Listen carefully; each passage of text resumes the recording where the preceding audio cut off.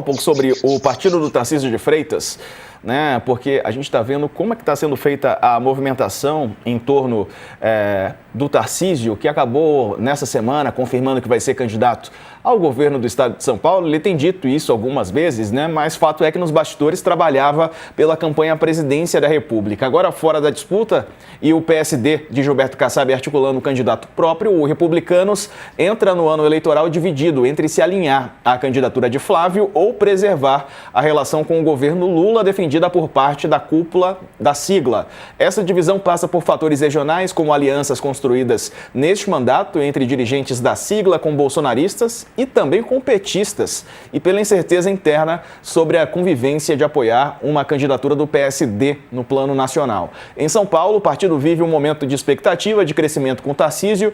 Deputados e vereadores da legenda avaliam como favorito à reeleição e assim veem como mais seguro seguir o posicionamento já externado pelo governador de apoio a Flávio Bolsonaro. Na semana passada, Tarcísio fez aquele gesto ao visitar o ex-presidente Jair Bolsonaro de apoio a Flávio e de ser candidato à reeleição em São Paulo. Em off, uma liderança do partido no estado afirmou para a Folha que a perspectiva é de que Carneiro alinhe, portanto, falando sobre Roberto Carneiro, né?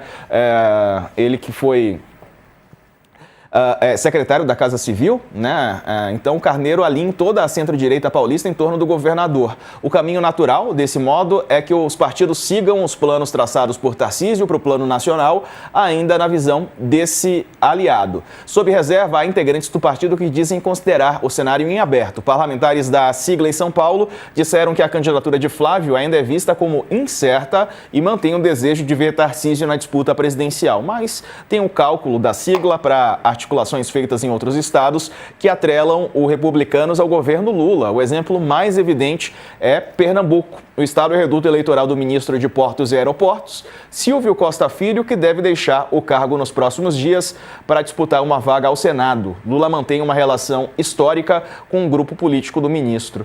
E aí a gente está vendo, professora, o PSD e o Republicanos com um pé em todas as canoas, né? Assim como o bom e velho Centrão. Está em todas. Acho que é como a gente tem visto nas eleições no Brasil, na grande maioria, né? O próprio, a gente vê aí a própria lógica que o Kassab está dando de organização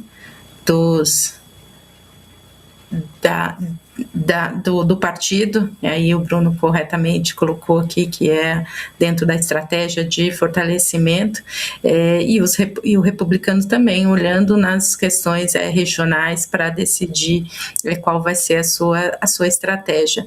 A gente sabe que no Brasil, que na eleição até março, a gente sempre tem, até as mudanças partidárias, sempre tem novos ajustes. A gente está vendo agora o primeiro processo de organização, mas é quando de fato a gente vai ter um quadro aí em abril de o que é as alianças, quais são as principais estratégias.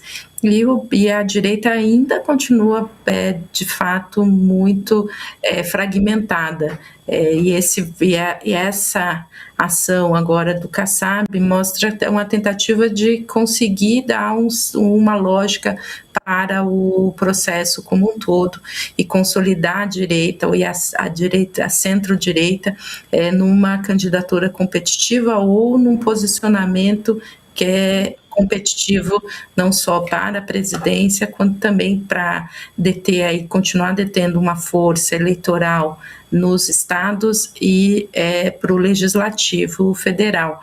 Então, acho que a gente ainda vai ver muitas dessas articulações, muitas dessas dúvidas sendo colocadas pelos líderes partidários.